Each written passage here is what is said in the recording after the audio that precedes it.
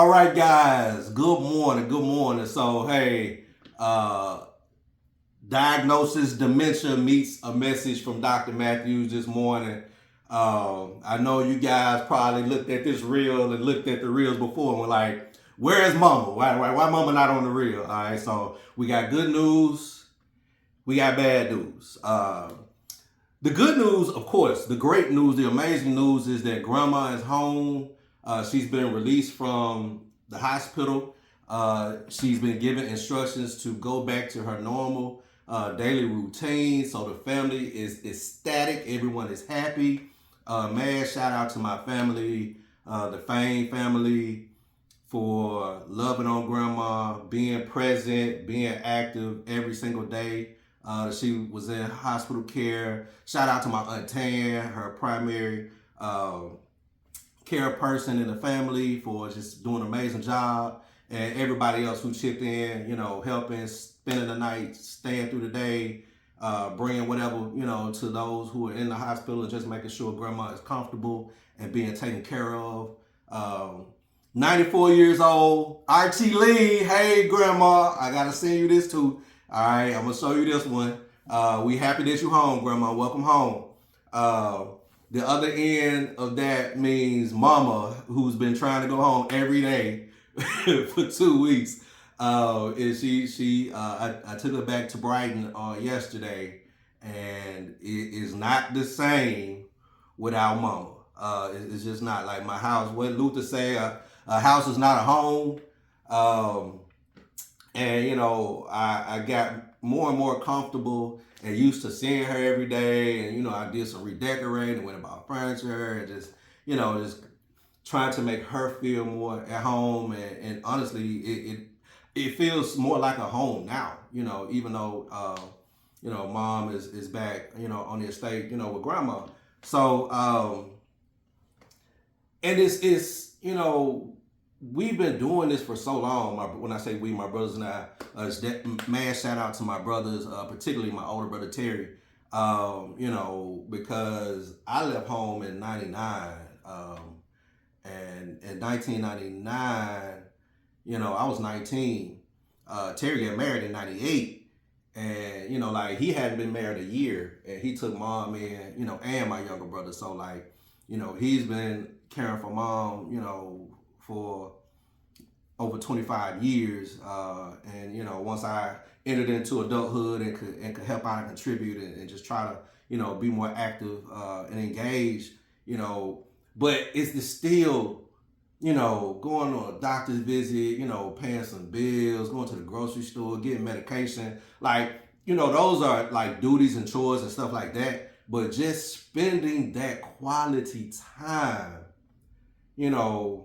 because again, I haven't spent like 2 weeks solid, with Mom since I was a teenager. So it's just, that's why y'all see the videos and I'm being so silly, because I was a clown growing up. And, people, it's weird because some people know Dr. Matthews, right? And, you meet me and I'm already Dr. Matthews when you met me. You read a book, you read one of my books, or you saw my resume, whatever.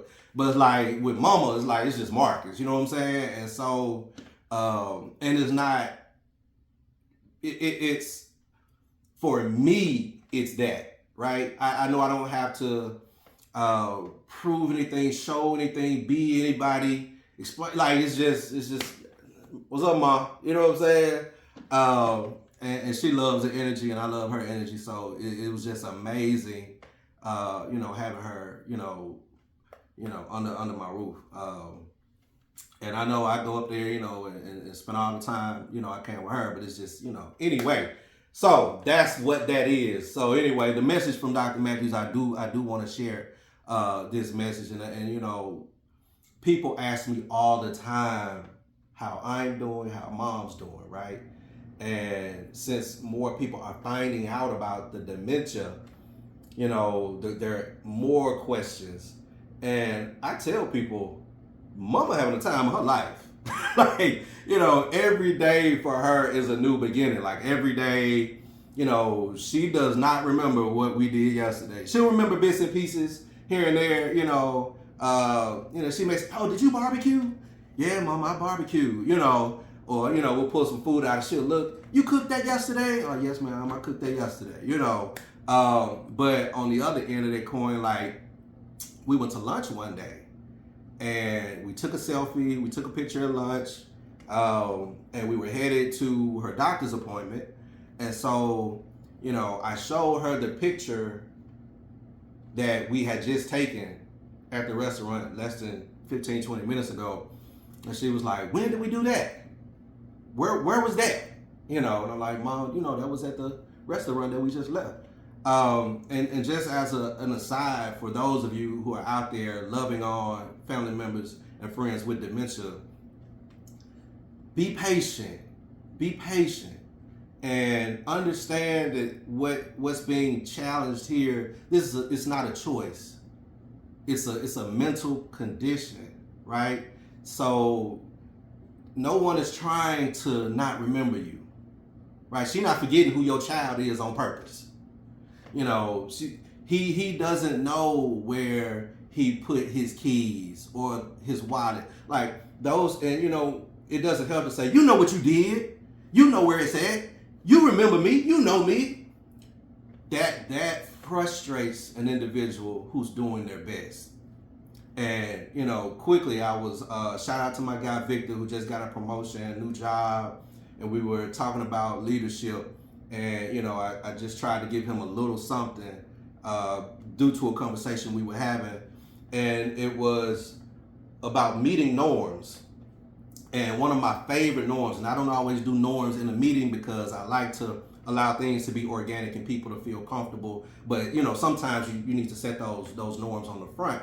And one of my favorite norms, one that I usually include no matter what group, right? Whoever I'm talking to or meeting with or leading, assume best intent. Assume best intent. And I say that because when we hear things or see things, sometimes it's so easy to go to the negative, right? Oh, you trying to be slick. You taking shots. You know what I'm saying? Oh, you throwing shade. Sometimes that is the case, right? But how does that help us if that's our go-to? That's our initial, right? So we assume that best intent. You said that for a reason to make this conversation stronger, right? You're doing this. You're making these comments so that we can benefit from your expertise and your knowledge, right? You're doing your best, or you're giving us the best idea you have. You're giving us the best interpretation you have. You're giving us vision from the lens that you have. So that's how we're going to receive it. And we're going to assume this best intent, right? And we're going to do the same things with our family members that we love and on. We're going to assume that they're not doing things to be malicious, right? Or to make you feel bad. No, this person is sick. This person is sick. And it may hurt your feelings that they don't remember you, or they don't remember your child, or they don't remember what you did for them. But who is in a position to make things better? You are, right? And, it was a challenge for me. It's still a challenge at times. But when Mama having the time of her life, we're going to see her mom. We're going to restaurants. We're having lunch. We're going for walks. Everything is fresh and new, and she's able to hold and retain some good memories and go back and get some good memories that she's retained from years. So let's assume that best intent, and let's be patient and kind, right? Let's be patient and kind with our loved ones. That's it. I just want to leave you with something short and sweet. Yeah, I miss Mama. And my Memphis voice, man, I miss Mama, man. Yeah, so anyway, be patient and kind with your loved ones. Assume best intent. And until the next time you get a message from Dr. Matthews, walk in your purpose.